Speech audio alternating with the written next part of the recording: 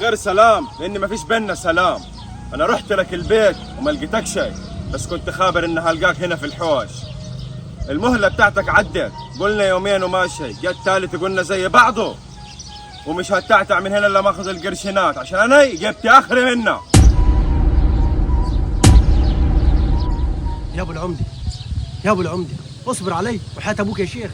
والله العظيم، والله اول ما ربنا يفرجها علي هجيب لك الفلوسات لحد عنديكم غصب عني. الظروف معايا وحشه والله. اصبر علي يا اخي، الدنيا والله ما طارت يا جماعه. لا طارت، والكلام ده كلنا منه كتير، وياني انت نهردي. يا فتاح يا عليم يا اخي، يا اخي انت ايه عفريت كل